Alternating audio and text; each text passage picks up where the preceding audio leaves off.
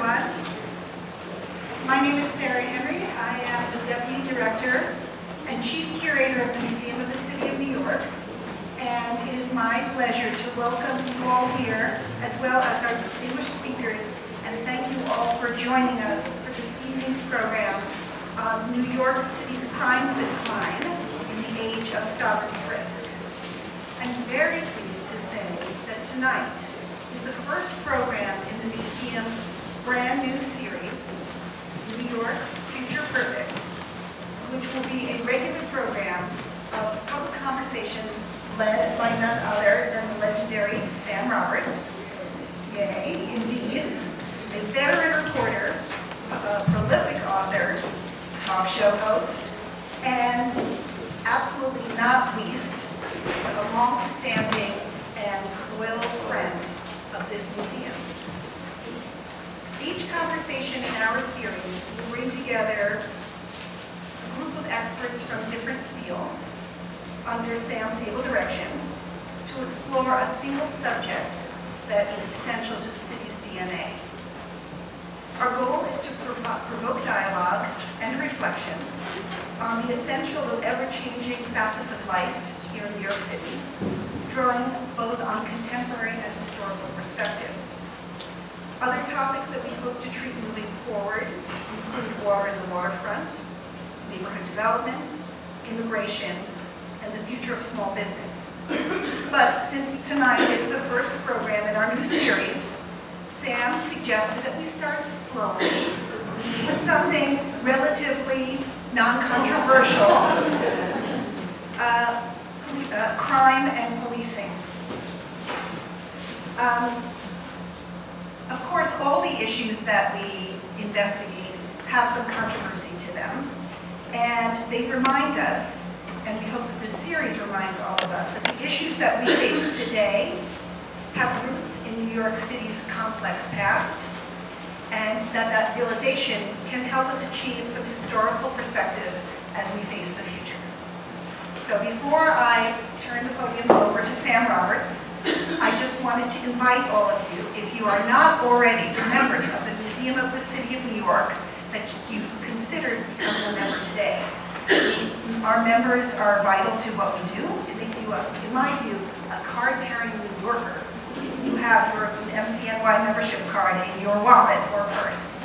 And of course, there are many benefits to being a member here, including unlimited free admission to the museum and its exhibitions, invitations to wonderful member-only events, discounts on public programs, and much more. And we want to offer you an incentive tonight. If you join or renew tonight at the $85 family level or above, we want to give you as our gift a choice of one of our distinguished speakers' books. And we have 4 published authors on the stage here tonight. I'm sure they would be happy to stay and sign, right?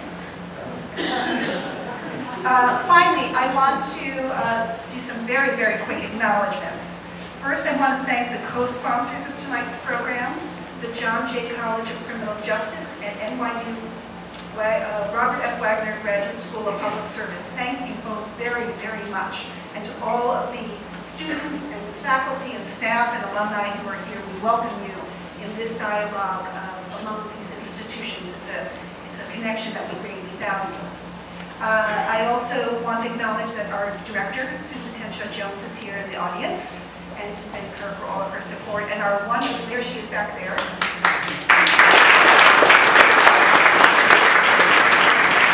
to thank the wonderful staff of the Public Programs Department here at the Museum of the City of New York who worked so hard to make tonight possible. And now it is my great pleasure to introduce you to Sam Roberts, who has been urban affairs correspondent for the New York Times since 2005. Before that, he was the city editor of the New York Daily News, where he worked for 15 years. Since 1992, he's been the host of an hour-long weekly news and interview program on New York One called The New York Times Close Up, which is produced with the New York Times, and he's had articles appear everywhere, not just in the New York Times.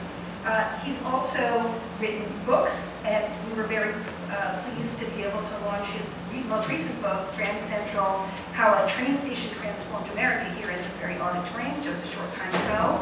His other books include Who We Are Now and The Untold Story of the Rosenberg Adams Spy Case, which was a finalist for the National Book Critics Circle Award.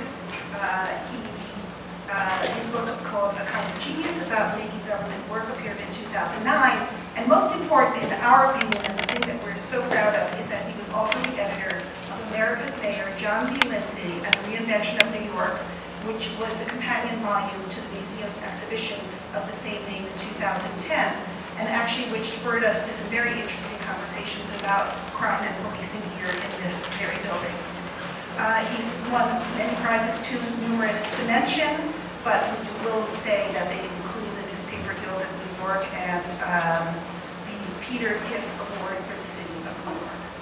And now I'm going to welcome Sam up to the stage, and he will welcome our 4 distinguished panelists, but not until I thank them personally. We're so grateful for you being here. Please join me in welcoming Sam Roberts.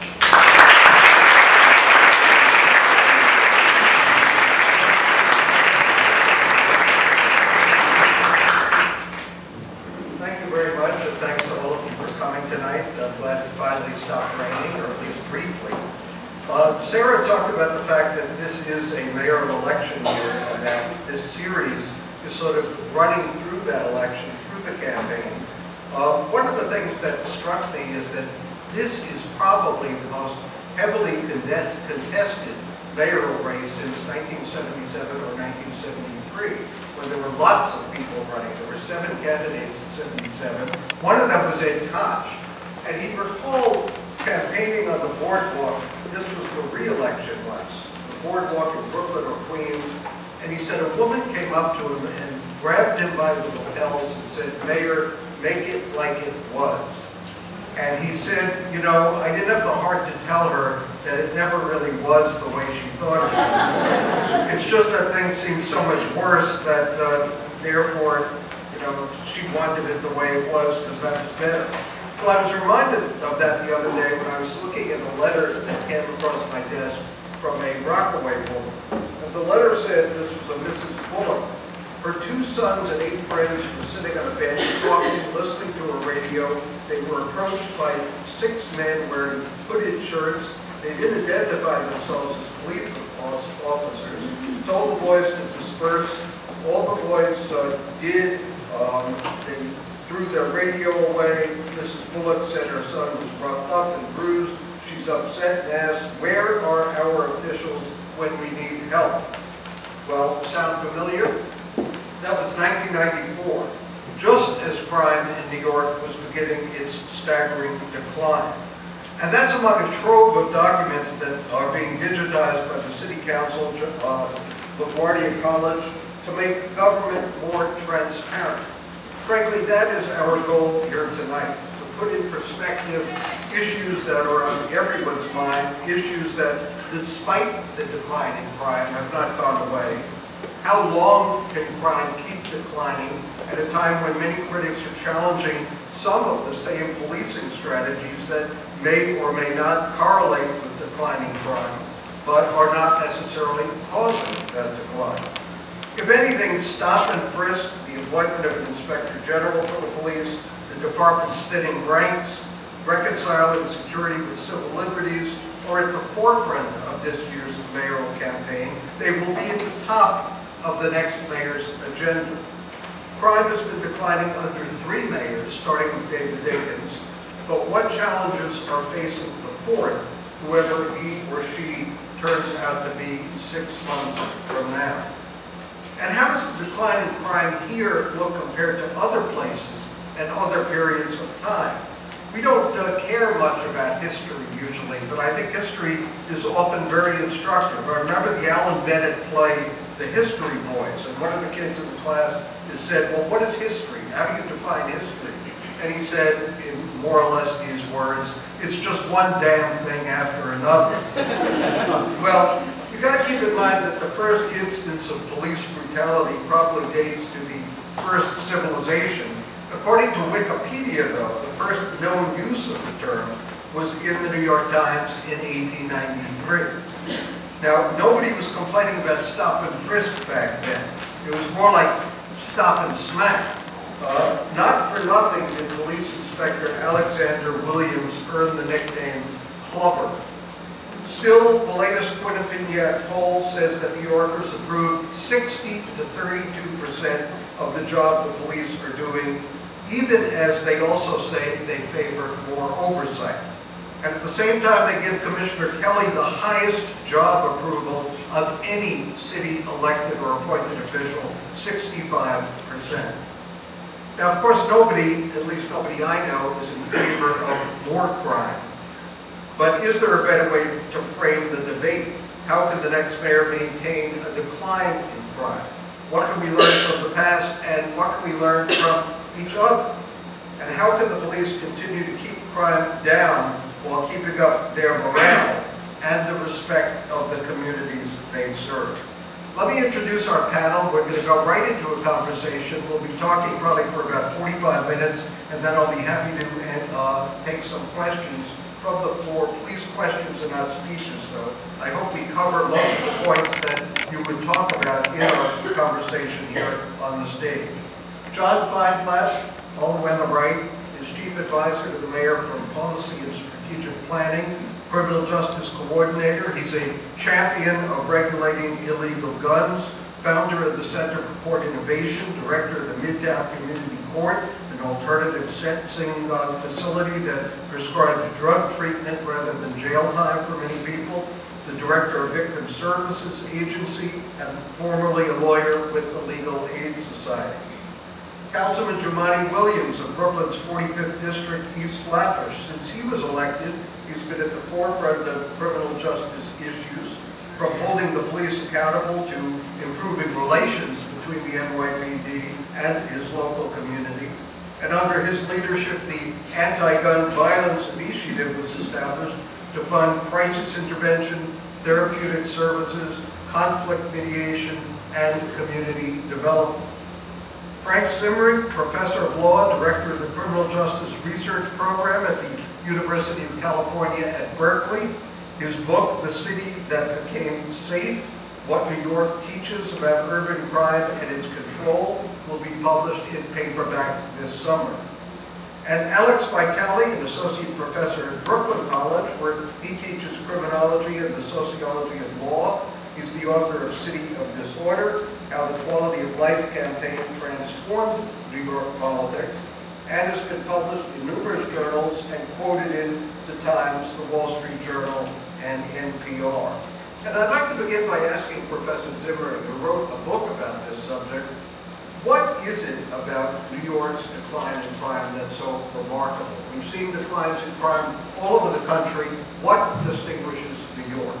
Well, the first thing that distinguishes what New York has done since 1990s is that while crime dropped countrywide about 40%, and that drop was concentrated between 1991 and the year 2000, in New York City, crime dropped twice as long and it dropped twice as much. From the standpoint of just sort of ordinary scorekeeping, and you take fear crimes, the homicide rate in New York City in 1990, which was a peak rate, was 30.7 per 100,000, over 30. In 2012, it was under 5. That was an 84% drop. We've had in the official statistics 85% drops in robbery, 86% drops in burglary, and auto theft would be if it were a species of animal on an endangered species list. The auto theft rate in New York in 2009 was 6% of the auto theft rate in New York 20 years before. Now, what's amazing about that, first of all, other cities had declines. No other city has had declines like New York's.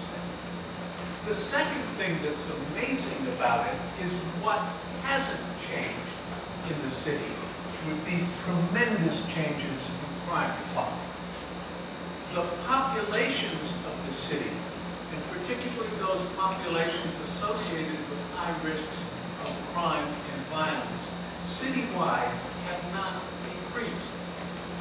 New York City has twice as many, proportionally, citizens in 2012 who are African American or Hispanic as it had in 1961. Those are the populations with the highest risks of victimizations and offending. And yet, even though half the population is now that, as opposed to a quarter 50 years ago, the homicide rate is lower now. If I were to have picked any major city with good crime statistics in the world to study when this study was started, hands down, the first choice would have been New York. And you know, Sam, it's interesting because people do say, you know, was this inevitable as crime went down across the country? But if you were to take a look at today, there were 419 murders last year in New York City. They're running about 30% below that this year. But if we had the crime rate of Washington, D.C. today, instead of having 419 murders, we'd have something like 1,196 murders. If we had the crime rate of Chicago today, instead of having 419 murders, we'd have 1,489 murders.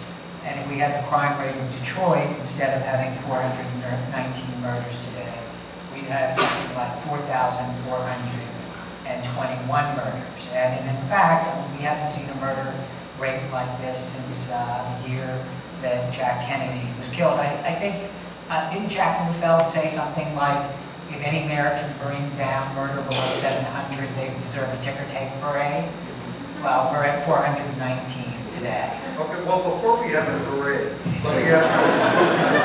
Well, we should have had the parade. Well, we probably should have, because it is an astounding figure for sure, a staggering decline in crime in this city. But let's confront stop and frisk for a moment, and I don't want to spend the entire evening on it. It is sort of the elephant in the room, but we have discussed it to a great extent in other forums. But let me ask you, how do you disprove a negative? People, Councilman Williams, I'm sure will say, wait a minute, you know, stop and frisk has been going up until the past year or two. We've had an incredible number of 600,000 or 700,000 stops a year of people, and yet crime has been going down. Gun arrests have been going down. Murders have been going down. So doesn't that appear not to correlate? How do you disprove a negative like that? Well, I think one of the things that I think is interesting to do is take a historical perspective and look at other trends. For instance, in the 1980s, which was the era of community policing, I think if you look at that decade, there were something like 16,819 murders during the decade of community policing. When you look at the recent decade of the 2000s, where hotspot policing was really the approach that New York took, there were 5,701 murders during that decade. And so I think that there are some good examples historically of approaches and their impact. And if you look at incarceration rates, well, you know, many people say, well, you know, that the way you bring down crime is locking up people. We don't believe that's true in New York City today.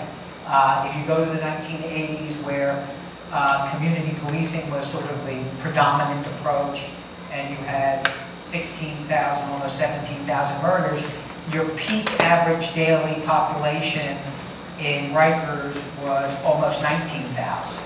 Well, if you look at the 2000s, the peak daily population was only 14,000. Today, I think it's just over 12,000. That is not only saving money for the taxpayers, it's also meaning people are less likely to become recidivists. Well, it's saving lives, and it's saving wasted lives. You know, think of the difference of the number of people who are being killed, and think of the difference in the number of people who are wasting their lives in prison and in jail. So the impact of community policing, produced high murder rates, high prison rates. You look at the 2000s, where we did hotspot policing and used data, and and you see profound effects on people's lives. Councilman, I'm sorry, Frank. No, that's okay. I appeal to the council on that. But I want to throw a cautionary flag at taking the era of community policing as being definitive here on the murder rate. And the reason has to do with what we've been observing in Los Angeles. New York City in the last 20 years was a place with changed police tactics, hotspots, destruction of public drug markets, that were surely effective in reducing violent crime. It also hired an awful lot more cops, and that, although not as a certainty, probably with ComSat contributed a great deal to the crime decline. New York City was, I think you'd fairly characterize it, the opposite of community policing during this era. It is pretty rough etiquette, not just stop and frisk, but misdemeanor arrests. But the question that we can't answer about that is whether that's necessary with all of the strategies to make it work. Let me ask the councilman. Well, I want just to bring in a second city, and then I'll rest. And that city is where William Bratton went when he left New York. In 2002, he became the police chief of Los Angeles. And stunningly, Bratton's second act has been almost as dramatic as the New York City police story and the decline in crime. The second largest crime decline in the mega cities of the United States is Los Angeles.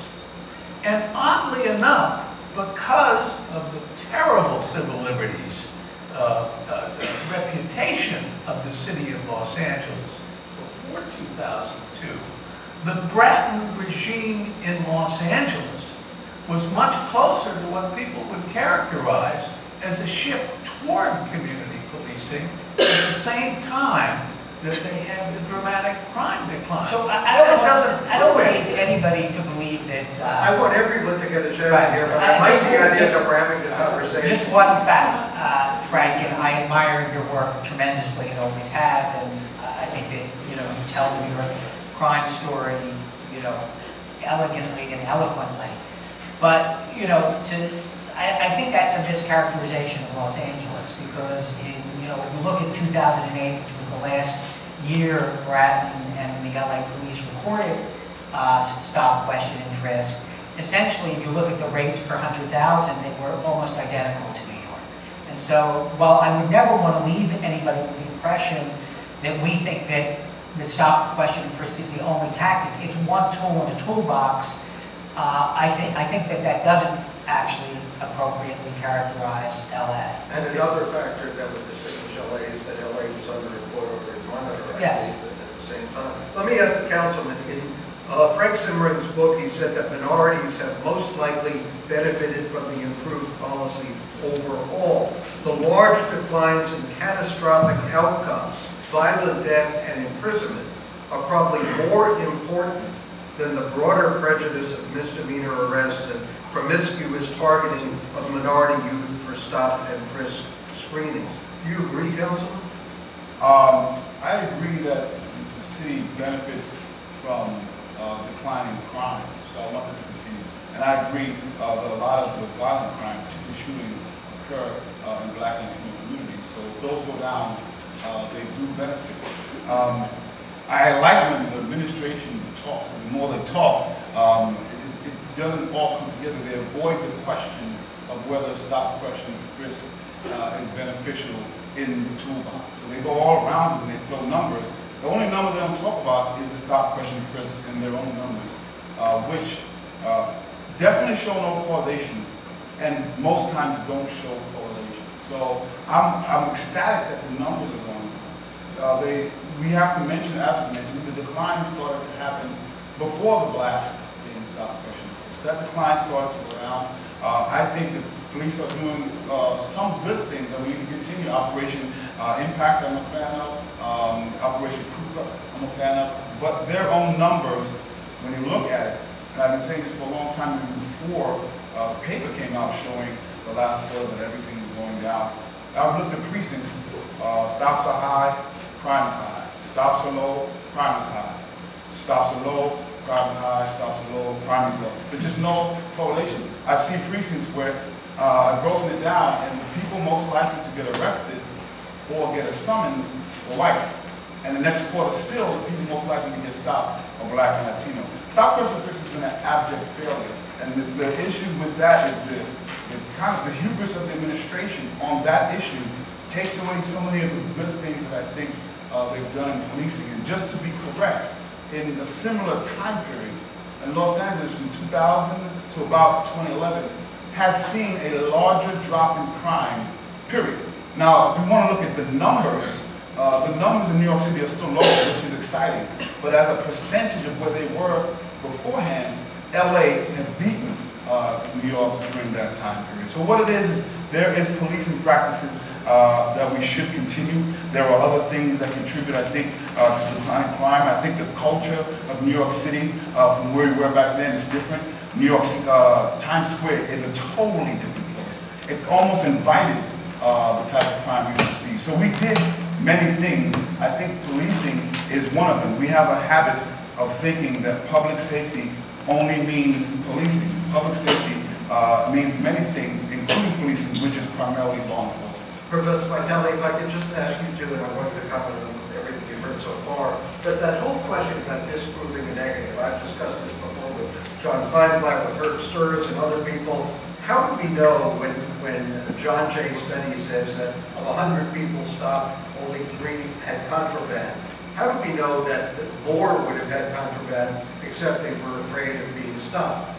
Well, we can't easily know that. And the police department says, well, the low number of contraband stops indicates a strong deterrent effect. But I can guarantee you that if they were confiscating thousands of guns, that they would be having big press conferences with tables laid over with all the guns laid out saying, look how successful this is, we're capturing thousands of guns. So we can't evaluate it based on either of those measures. And I think that's part of the problem here. There's this tendency to want to try to reduce this to some kind of monocausal explanation. For instance, I think it's a big stretch to characterize the 1980s as a period of community policing in New York. There were a series of pilot programs that were strongly resisted by the rank and file, and Mike Farrell's own internal report within the commissioner's office showed that this never really fully developed as a program and was always seen as a small adjunct program of a few officers, but it didn't change the overall philosophy of the kind of strong law enforcement oriented type of policing. Although Lee Brown said it was the predominant approach, and he was the commissioner. He tried to sell it, but I just want to say, I've been black for quite some time, so I remember the 80s and 90s. I wouldn't qualify that as community policing. But either way, the idea that somehow a change of policing is the only relevant variable here seems a huge stretch. We know other cities have adopted policing styles that could be more characterized as community policing. And we're going to turn this over off. That's because I'm turning my head, sorry.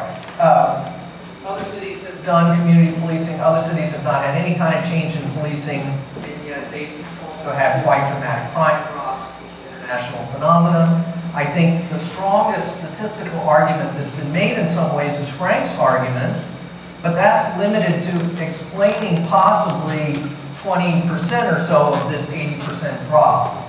So even in my mind, the best case scenario, which I'm still skeptical of, is that 20% of the serious crime drop has something to do with these new forms of policing. Let me ask Frank a question about that, because you talk about the need for study. You say there is in fact no firm basis for assuming that the benefits to New York's minority populations are the result of the extra burdens imposed by pretextual arrest and presumptive stop-and-frisk tactics. How do you prove that one way or the other? How do you examine that? Is there any way to have an objective study of what stop and frisk has actually accomplished? And then I'd like to move on to other topics in criminal justice. Okay, well, in the first instance, there would be, if this were 1990 in New York, and there could be in other cities, what you rigorously do is you take the tactics we now know are effective, hotspots intervention, destruction of public drug markets, and you train police to do them either in the very aggressive way that they're done in New York, or with hotspots light, which is not necessarily the lack of stopping and frisking. Polite stopping and frisking can be tiptoeing toward community policing. Or to take another example,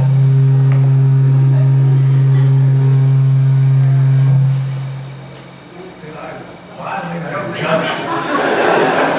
To take another example that John Feinblatt and I were involved in discussing, you can use pretextual arrests for marijuana possession to take Could you just explain what pretextual arrest is?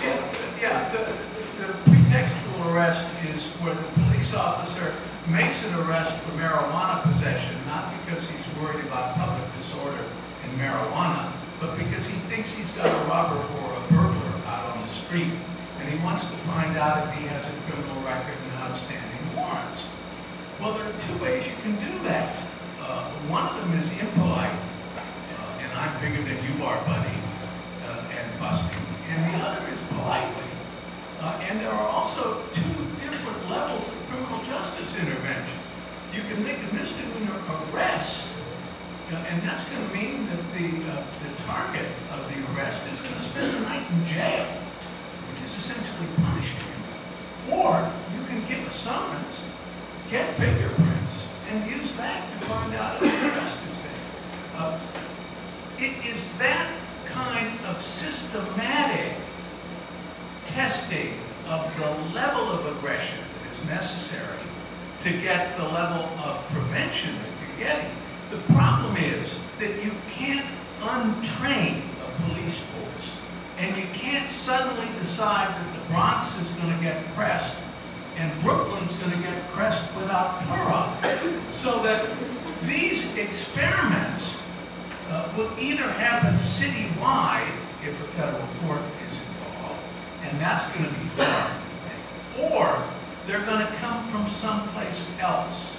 So we may know more in 10 years, but I doubt whether the increases in knowledge will have New York City's fingerprints on it. John, I wouldn't want to be a cop, but why can't cops be more polite in situations like this? I mean, it says CPR on the one. I think that courteousness, professionalism, bold spirit, and respect are very important.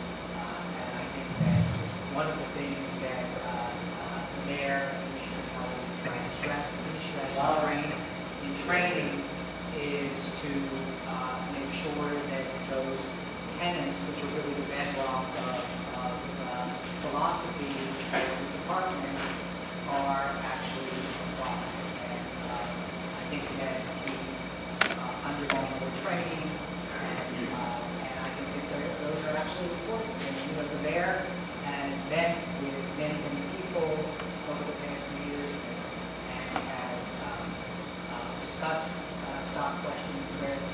Certainly one of those issues that does come up sometimes is the manner in which it's done. And the mayor and Commissioner Kelly take those things extremely seriously. The mindset, I'm sorry, yeah, I could, one stop before I move on. One, just so we know, the hits from stop, question, and frisk in mass has always been low. They're trying to pretend that it's low now, so we're showing that it worked, but it's always been low. The hits meaning the number of weapons that are found, the number of... Let's just talk about what low means. Let me finish. 8,000 guns. Hold on, over the last wait, but that decade. means 99.85% of the people who stopped did not have a gun. So you say a number, but you don't say the percentage, so it looks like it's great. But if any company would not survive with a 0.15% hit rate. But isn't it good not having those 8,000 guns out on the street? It's actually, but we got more guns off of gun buybacks. We get more guns off of random stops. than we do with this concentrated effort to stop, question, and frisk. I don't think. But I didn't finish what I was saying. So with the contraband, if you include all weapons actually, and all contraband, in many years, they were just as likely to get that from a white stop as they were for a black stop, which says to me it's a matter of how many people you stop, not the race of the people that you are stopping.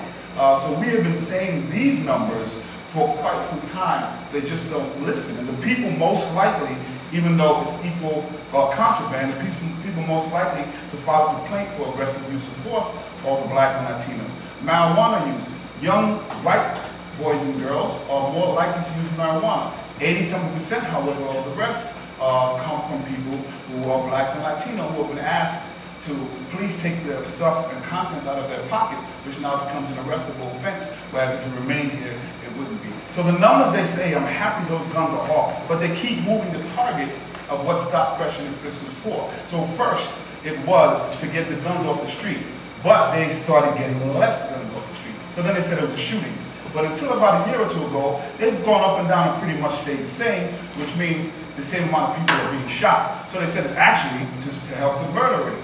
But if the same amount of people are getting shot, then that means they're surviving being shot. So the stops couldn't have affected the murder rate. We want them not to be shot to begin with. So they show the numbers to say, look what we're doing, but they don't tell you the cost of what we're doing, and that there are other things that can get the same results without the effects on the community. John Feinberg?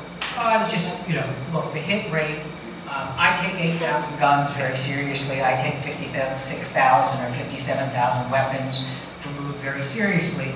But what the councilman calls the hit rate is not the test, because obviously one of the great benefits of hotspot policing is the deterrent effect, and there are certainly many instances of that. When you compare, for instance, homicide with a gun, in New York, it's about 60% of the homicides. When you look at most major cities, it's about 80%. When you look at surveys that show whether young people carry guns on the streets, they report about 50% less in New York City than they do nationwide. When you read articles in your paper about the phenomena of community guns, where people don't carry them but actually share them, that is an indication of the deterrent effect. And in many ways, that's the value, because you want to prevent people from carrying guns, you want to prevent people from carrying weapons, you want actually make it too hot to carry. If we allow police to walk into everyone's house without a warrant, we'd have a great hit rate. That's my concern about manner is not just that they're courteous stops, it's that they're legal stops. And I think, anyone who's looked carefully at this has seen that a huge number of these stops, there's no legal basis for them initially. Would you tell us what the legal basis should be? Well, the Supreme Court said that officers have to have some individualized, reasonable suspicion to make the stop. And this is, I think, the problem with the discussion about race that comes from the city, which is they say, well, the stops mirror the race of alleged suspects in serious crime. But that's not how the stops are being used. It's not about stopping individuals who are believed to be wanted for a particular crime. It's a broad, risk-based, place-oriented form of stopping where officers are told, go out and stop everybody at this place, at this time of day, who is, a young man. It's not based on individualized suspicion. And we can see this even in the way that the police forms are filled out, the UF-250s. The person was in a certain area between the hours of 11 and 8, and that's the reason for the stop. It's a high crime area, that's the reason for a stop.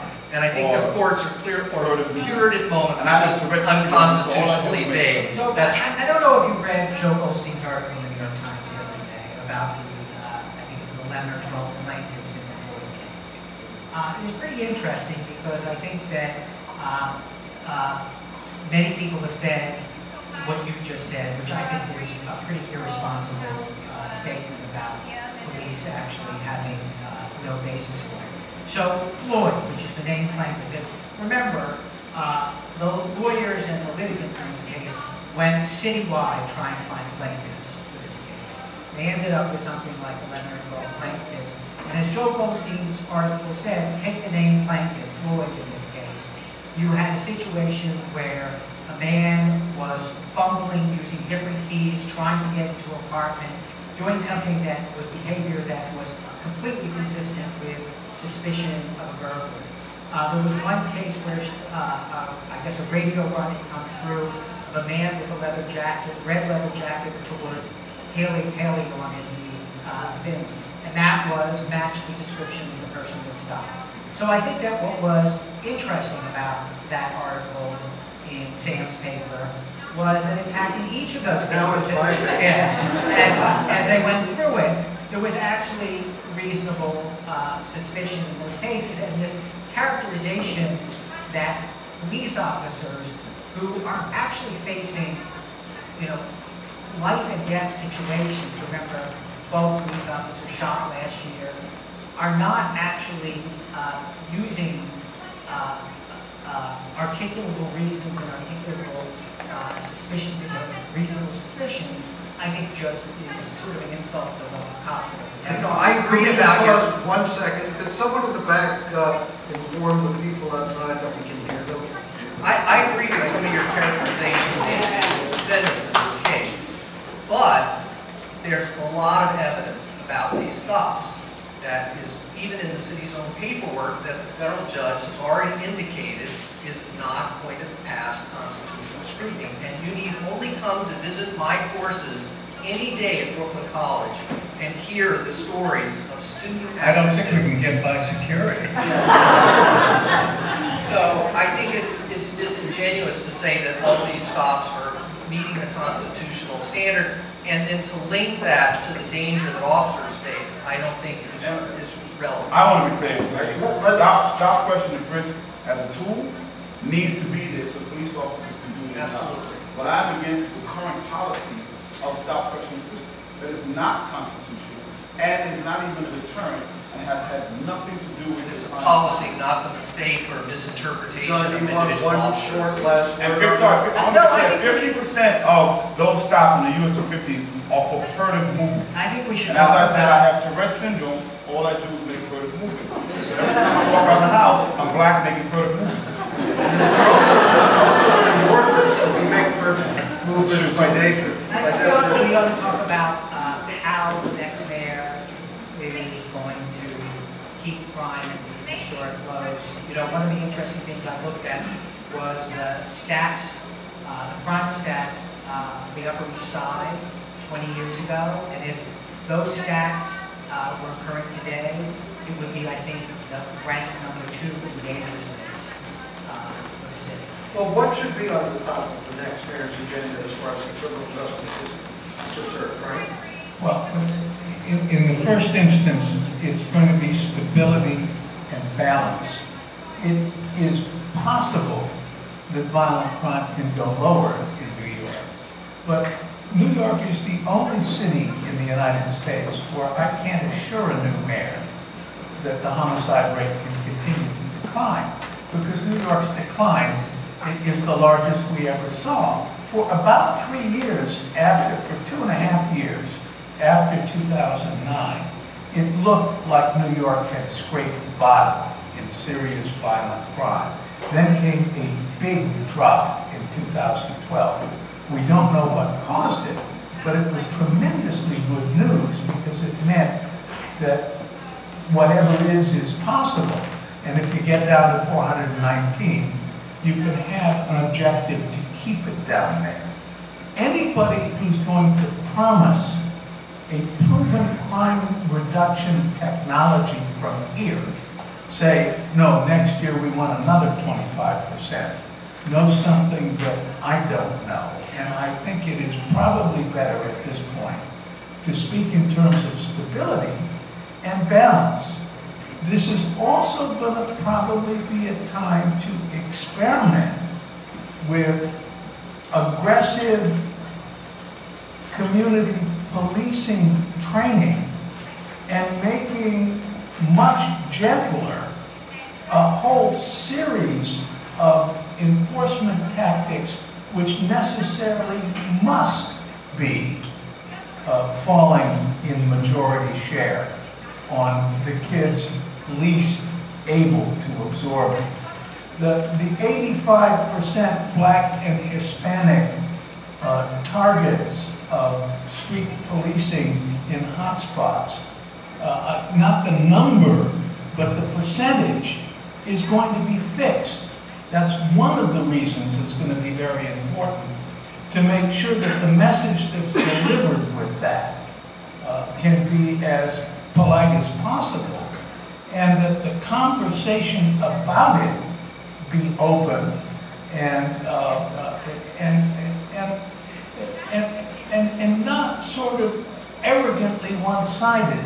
I think that there is a tremendous amount of agreement around the table on the kinds of police tactics that are probably worth their while, and that understanding that consensus is going to be just as important for the next mayor as... If I could just interrupt 1 sec, that voice you're hearing is some disembodied voice that, like, we're picking up cab calls or something. It is not a live person out of the hallway, so I apologize to those people out there. We are trying to address the sound system. John? Well, I think one of the great challenges for the next mayor is what they're going to do about guns. What should they do about that? Well, I think that, why I think New York is having a different story about guns and there's more to do than others is a combination of things. I think that we have the toughest laws in the country for legal possession of a gun. I think that we obviously use data about guns to inform our deployment of officers. I think that clearly we are aggressive about trying to intercept guns coming into this city, and in fact we have a mayor who's gone beyond the borders of this city to make sure that guns don't get into the hands of criminals in New York. But we are left with an extraordinary statistic, which is that 85% of the guns that are recovered in New York City crime scenes are from out of state, and that any letting up on aggressive tactics, both outside of our borders and within inside of our borders, I think could see bad consequences. What do all of you think, again, going back to that earlier question, the next mayor needs to do, the next mayor needs to address in terms of a criminal justice agenda? And can I just address the guns thing? I mean, I think undoubtedly the mayor has done a tremendous job locally and nationally on addressing the supply side aspect of the gun problem. But what I think is there's room for improvement for the next mayor is on the demand side. And I think this is some of the projects that Councilmember Williams has been working on in the Anti-Violence Task Force is trying to address that demand side. You know, violent crime is highly concentrated in a fairly small population.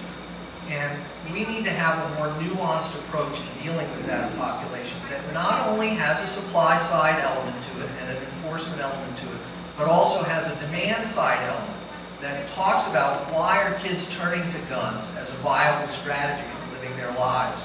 Why is it that that seems like a reasonable path to empowerment for these young people? And that has to be addressed in a different way. We have to get into the lives of these kids through peer mediation, through mentoring, and some of these programs that are being experimented. Go on. I think the maintaining one is, I think, that you don't, how low do you go? So there are countries that have probably no violent crime. We don't like those countries because of the way that they suppress as a government. So now, how low are you going to go and how are you going to do that? And I know that people like me and people advocates for this country will get blamed either way. So now, if the last quarter stops go down and crime goes down, it's because it stops working in return. Now the stops go down and crime goes up, it's because we went down in the beginning. So are you worried about being blamed in the case like this? I mean, it comes with the territory. It's unfortunate, but I know and I feel that what we're doing is correct, and their own numbers don't bear out this particular, and There is no magic answer. So there is no magic, this is what works. There are things that work better, and this has to be a constant shifting and tactics to figure out what works, particularly in different communities. I think the mayor has done great, particularly on the supply side, particularly nationally, in trying to agree with them. I don't think he's done a good job on the demand side, as I mentioned, and locally. We look at these communities and we talk about the criminal statistics. We don't talk about the other statistics. I will guarantee you, without even looking at it, that unemployment, the access to education is terrible in those areas. These kind of policing, like stop-and-frisk, would not be allowed in other communities. So when they wanted to break up Italian mafia, they would never stop every Italian in the community. They would do good police work, like they do with Operation Kuka, to get in there and What is Operation Kuka? It has to do with some of the open air drug markets and crews that gangs, however you organize doing bad things. We spend a lot of time focusing on that, which is a great way to do this. One of the stats is 7 out of 10 of victims of homicide were Black and Latino. No, more than that, Black and Latino. So 7 out of 10, we always concede Black and Latino, we understand. 7 out of 10 of the victims had a prior dealing with criminal justice. 9 out of 10 of the suspects had a prior dealing with criminal justice. So why are you doing stop, press, and frisk that engulfs everybody when you know that there is a certain type of person that is going to be a suspect or also going to be a victim? Let's focus a lot of energy on that. To their credit, they're doing some kind of experiment with that in groundwater places. That's the direction that we need to go in. In addition to community policing, we have to define that a little bit more. But to get to the demand side, we really have to say, even if there were 1,000 guns, why do you have to pick it up? Why is it you're choosing this path? And we have done a terrible job. There are many of us who've been saying for a long time that our young people are dealing with mental health issues, from cycles of living in communities, localities, dealing with picked up young people who deal with gun violence. Said they've ever seen a body of put on people 8, 9 years old. What does that do to your psyche at 8, 9 years old? What we were told is that they don't want to be responsible for their own self-action. I saw that change when someone shot up a movie theater. Someone shot up a college person. Someone shot up little kids. They were never called animals. They were never called anything but children of God who have mental health issues. So this is something that we know is a problem. It's good for someone. It's good for everybody. Let's get in there, figure out what it is. We can deal with it. When I was growing up, I remember shooting in Thomas Jefferson High School. There was nothing but police and metal detectors sent to that place. That's not necessarily the only thing that we have. No, it's fine, but if you're getting a disproportionate amount of the time, it's because you have a disproportionate burden on the amount. Go ahead. You know, I think that the demand side is a very complicated question. I think we all agree that the demand side is something that has to be addressed. I think that we have to go back to some statistics about the demand side. Again, the statistic I said, when you look at young people carrying guns in New York City, it's half the national average. When you look at homicides with guns in New York City, about 60% of them involve guns. It's about 80% in every major city. And while I think we're all looking for the sort of answer to the issue with the demand side, I think we also have to be realistic about some of what's already been tried. Well, the ceasefire models, which everybody was very excited about at the beginning, well, there are several different ones, and whether you're doing Kennedy or you're doing the original Chicago ceasefire, or you're doing Tracy Beer, all of which we were willing to try. But you have to remember their birthplace was in Chicago, and we all know what Chicago looks like. I think they had 506 murders last year. We had 419. They have a population of what, 2-point-something million, 2.8 million. We have a population of 8.4 million. And so I think it would be a really mistake to go with rose-colored glasses and thinking that somehow these kinds of programs are necessarily going to... One of the problems with that is that it's not just one program. So we're not going to put ceasefires as an answer. There are other things that have to go in with that. And if we don't do that program will fit. So if we don't, what we try to do with the internet gun violence is pick up the slack. So we started with Cure Violence with the ceasefire as a model, but we try to fill in the gaps, to get in the schools, to get in funding, to get help psychological. So we have to try all those things together. If you look decades past, when the similar kind of crime is happening, you see the movie Yankee in the office, the complexion is different, people shooting police officers. The answer then was that there is a social mobility problem with this group of people. When the same crime happened and the complexion changed, they said they're victims of their own self-destruction, and only law enforcement is it. So we have an idea of what works, and I just feel we should do it across the board, and we tend to treat certain communities differently with similar type of crimes. Say it. Just interrupt 1 second to point out that our next lecture or panel discussion in this series will be in another auditorium. Because this one is being renovated. I guarantee the sound system will be better, and also, with luck, we'll be back here for someday for the end of this series. Frank, I'm sorry. All I want to do, now, first let me announce I'm not running for mayor.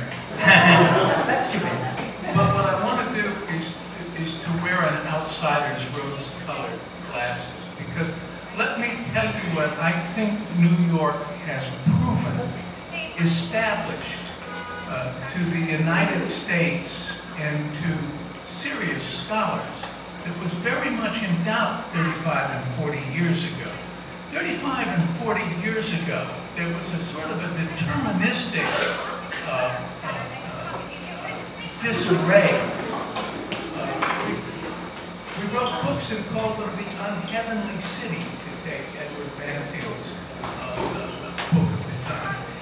And we thought that unless fundamental changes could happen with cities, different populations, vastly more effective education, vastly more distributed economics, that cities were going to be unsafe places, whatever public policies eventuate. That turned out to be disproved. New York City is a safe and diverse city. It's a place where kids from all over the country want to go, and their parents no longer have compelling arguments other than cost to discourage it. So in a sense, New York City in 2013, as the living disproof of the unheavenly city, is also the evidence that Chicago and Los Angeles and even Detroit have futures without changing the essence of what the modern American city is. So I think just breaking even with that kind of an achievement would be a major victory for public policy. There are a couple other points I really want to get to quickly before I turn it over to some of the questions in the audience. One is I was really struck by a op-ed piece in the Daily News, I think a week ago, by some representatives of East Brooklyn congregations, one of the affiliates of the Industrial Areas Foundation, which said that an inspector general would handcuff the cops, and that judicial oversight on a permanent basis would also not be effective. It would eliminate the spontaneity of the police force. Let me ask the three of you, not John Feinland, because I think I know his answer, what you think of whether we need or should have or would benefit from an inspector general or some permanent form of judicial oversight. Alan? I think it's necessary but not sufficient. I think that we should not overstate the value of an inspector general as some kind of panacea for all the city's policing problems, but when we talk about having an inspector general for the education department, it's not controversial. Everyone realizes the need to have some kind of mechanism for inspecting what the internal procedures are and some kind of oversight there. So I think it's a baseline, reasonable thing to have, but the question is how independent is it, how much power does it have, but I think it's definitely needed. The old joke Because the question is, how do porcupines make love? And the answer is very carefully. I suspect that there is going to be federal court involvement on the horizon in the details of New York street policing. I would hope that it is a negotiated and very detailed kind of involvement of the city and the judicial constituency. And I think that there are some risks.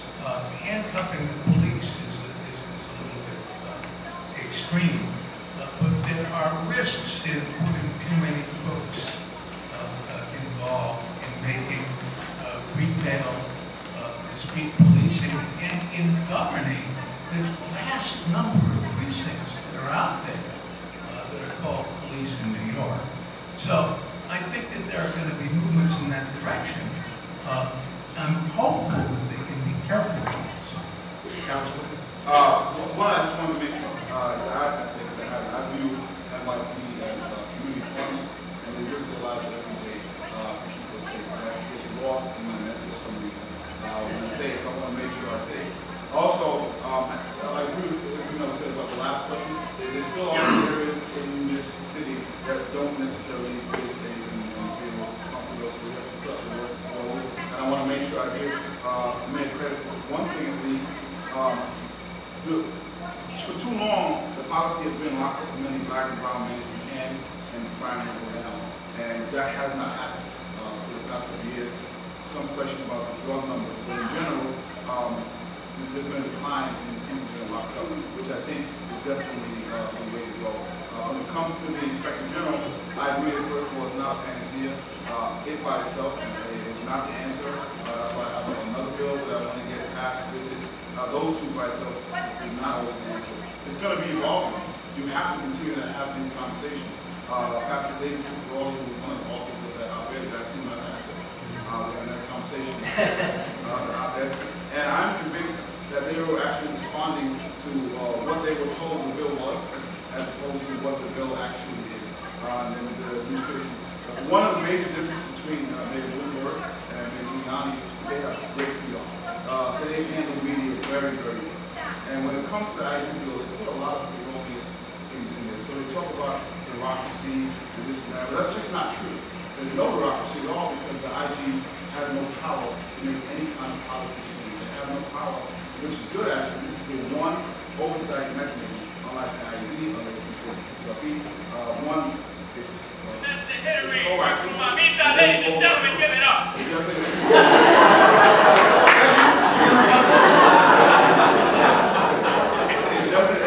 doesn't have the mechanism to go after our individual officers. So the officers should be more comfortable, not necessarily about them. It's not two commissioners that have been coming out there. I guess I have more faith in the NYPD because they know who to follow. There's an IG in the police, in the fire department. All firefighters know exactly who to listen to. It's the fire chief. They have it in the DOE, everybody knows who to listen to.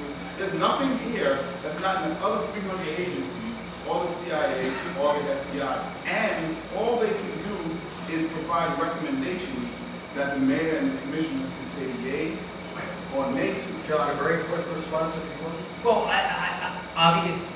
So yes, I think I think there's a cautionary tale here, and it's Philadelphia. Because Philadelphia, in fact, the mayor, current mayor ran on the idea of hotspot policing, ran on the idea that police, if they see something, have to do something. And after there was a consent decree that essentially wiped out the stop-and-frisk and really, in some ways, took over some of the independent judgment from there about how to run the police department, homicides went up 50%. I certainly hope that isn't the case in New York City. Let's take some I questions. just want to say, Sure. it would be best if there is not a federal law. But when you have the losers of this kind of information that refuse to acknowledge a problem, we have to continue to go forward to fix it. And that's what happened in the Floyd case. And now something may happen because this administration refuses to acknowledge that there's a problem. Let's sit down and figure out what policing is actually working. what's causing the division. So nobody wants to get outside people if you can help it. But if you know inside, you should not. Tirador de palabras. I think this calls for stopping and frisking. We have time for a couple of quick questions. I can barely see people, but yes, sir. When you talk about mega cities, does New York even qualify anymore? Because it's been stationary around 8 million for 30 or 40 years. When you talk about Mexico City, Sao Paulo, where they've got internal forces working which don't exist in New York. Manhattan's been gentrified from the bottom to the top. And the one thing that knocks down crime is urban renewal and gentrification. I'm not sure that's a question. In fact, New York has the highest population now in its history. Yes, sir. House lights, maybe? Yeah, there are house lights we can put on so we can see the audience. There we go. Thank you. Oh, wow. You're there. I don't get very upset about this as much as some people do. Like how much are the 50s when before the land and before everything else and things were away now, and you get bounced on the corner and you get arrested and you say why? Well, because what did I do? Not what you did or what you're going to do. And this was just part of the course. Now, my point here is that what you have is innovation and technology in policing in New York City with the hotspot and really policing and stop and frisk. However, I'm a historian, I can't help it, sorry. Okay, well, we don't have much time, so Okay, please so ask the the point question. is, in the 19th century, you had people like Inspector Burns who had many innovations, like you talk like the 3rd degree of the structure. And but what he did was he had deadlines for Fulton Street, and he had every precinct hooked up to headquarters and location in the phone, so he could stop violent crime on the rich. So as long as you have a safe area in New York City, and you did not have violent crime, you couldn't have vulnerable.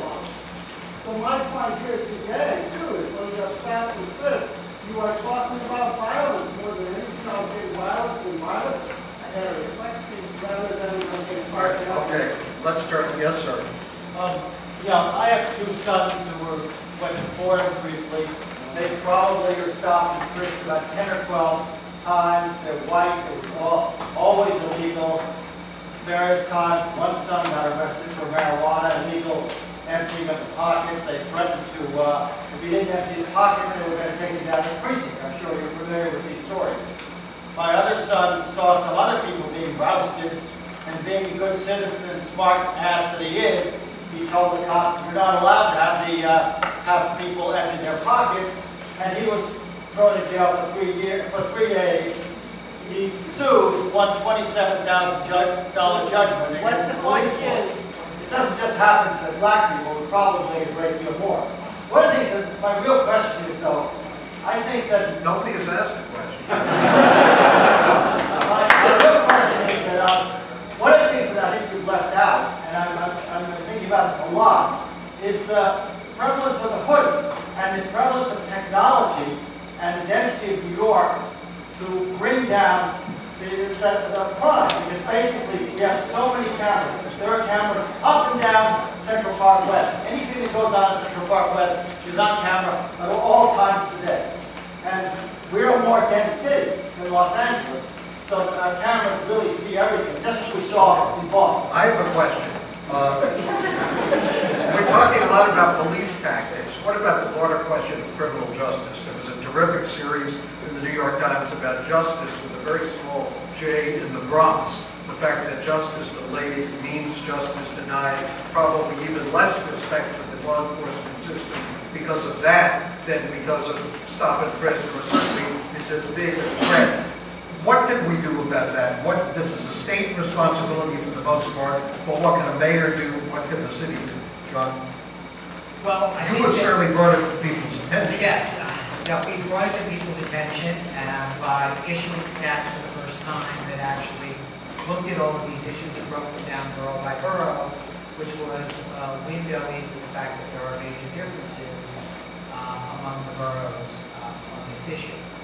Look, I think in the end this is about leadership, it's about data, it's about sort of breaking sort of the shield that I think the judiciary often uses because they often claim that the independence of the judiciary is an excuse for lack of transparency. And in fact, the people who are really hurt here are both the victims who are waiting for justice and obviously people who are arrestees who are waiting for their day in court. I think that leadership, using data, using individual data about different judges, using individual data about prosecutors is probably the smartest thing to do to cast a spotlight on this issue and tying certain funding to performance measures. Well, two things. One, with the stops that you mentioned, although 94% nothing happens, 99.85% no gun is found, but the stops hamper people's lives. So people are affected by losing their job, by losing their housing, by losing custody of children. So they have other effects after the stop or arrest have occurred once on the immigration status. One of the things with criminal justice and crime, as I mentioned earlier, I would like to make sure that we have a larger discussion that just doesn't include law enforcement, just doesn't include NYPD. So whenever the hearings we used to have in budget, I used to ask the commissioner of DYC, who we're going to have major cuts in youth programs, have you talked to the commissioner of the NYPD about how those cuts are going to affect crime, how those cuts are going to affect the young people? The answer is up until last year, every year has been enough. And that's a problem. So we have to begin to broaden what we view this discussion of public safety to be. It cannot just be law enforcement sending whatever the problem. The same like operating like an impact zone. We use data to send the resources of the police. Why can't we use similar data to send resources of other agencies? It doesn't just have to be. We have a quick last question. Ms. Williams, I commend you about the source. So my question has to do with the NRA about the criminally insane. Where does crime start, sir? Is it in the womb? Is it in the house? Growing up? And last but not least, they are now in the Wall Street Journal just had an article, April 27, 28, about biological reasons for crime. So Okay, I would like comments on. Does anyone want to address that? Council? No, Or Frank? what I think the New York statistics show is that no matter what kinds of biological predictors there are of one group stemming more in a distribution to be higher than another. Wait, please let him answer the question. Yeah, but the point is that all of the hardware and all of the demographics that were in New York for 30.7 per 100,000 homicides are still here. Have you And seen we the X-rays of the brains of criminals? Excuse me, ma'am. Yeah, no, all of the autism is up, homicide is way down. Violent video games are up, homicide is way down. If you think the schools are wonderful in New York, then I think you've been smoking what the police have been trying to stop people from doing on the streets. But with all of these fundamental problems, it turns out that most of the serious crime in a city isn't fundamentally linked. You can move it by making very superficial changes. We've been talking about superficial changes. One of the slogans of the people I usually vote for in the 90s was no peace without justice. And yet the good news from New York is essentially a lot of peace without justice. I agree that it's fascinating that the classic measures of equality, unemployment, etc., have not been at the center of this story. But I think what's been missing from the story is this issue of social meaning. It isn't that overnight huge numbers of young people became model citizens because they're still unemployed, they're still dropping out of school, they're still involved with drugs, but they're not shooting each other. And we have not paid enough attention to the story of these young people and how they understood their relationship to crime and violence. Because it changed, and it's not because of these macro structural conditions. There was some fundamental change in the culture of these communities, their understandings of these issues, and we need to have mechanisms for understanding that. We need to be talking more to these young people, and that's the one thing we're not doing. Sure. One, I think some people are probably more prone to do some things. I think that's in anywhere that you go. I don't think it's one as the other. The problem I have is, even though when crime is low and everything's down, there's still a higher rate in certain socioeconomic places, usually black, Latino, usually poor. And what I ask everyone who comes to city council, it's only one of two things. They are either all that socioeconomic class, race, status, born predisposed to do more violent crime, or there is a systemic and systematic structure that has been problematic for quite some time and generational why these things keep coming. And I don't know which is worse, whether we believe that they are predisposed to it, or we refuse to address the systemic and systematic problems that exist that are causing the same type of socioeconomic communities to do these types. I have one last question, and I'd just love to go around the table very quickly with a almost one-sentence answer. What worries you most about the prospects for crime in the next 4 years? John?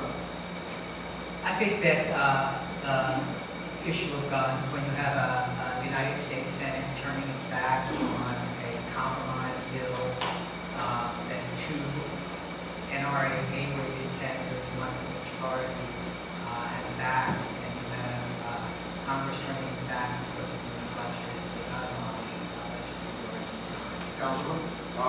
One, guns 100%, and boy, that we will not get a handle on this crazy guns. The reason why we have the highest amounts of shooting in the country, I mean, the world, because we have too many guns.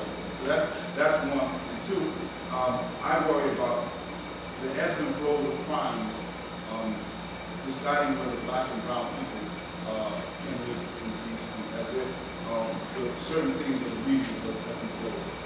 So I'm concerned about that. The crime, it probably at some point will go up. It's going to be blamed on the wrong thing. Now we can go through it all over. Right. Violent crime would not be among my top 10 worries for the immediate future of New York City. Some changes in policing would probably have to happen, but I'm not even sure that would be in the top 6 or 7. I think that the great story of the last 20 years is that the major challenges and most serious problems for big cities in America lie elsewhere. Well, I certainly agree with that, but I'll just say in terms of criminal justice, my concern is that one day young people may again decide that violence and crime are viable strategies for expressing themselves as adults as a way to manage their unemployment, their educational failure, etc. And that's what we should be looking for and keeping an eye on. Thank you for so much for coming.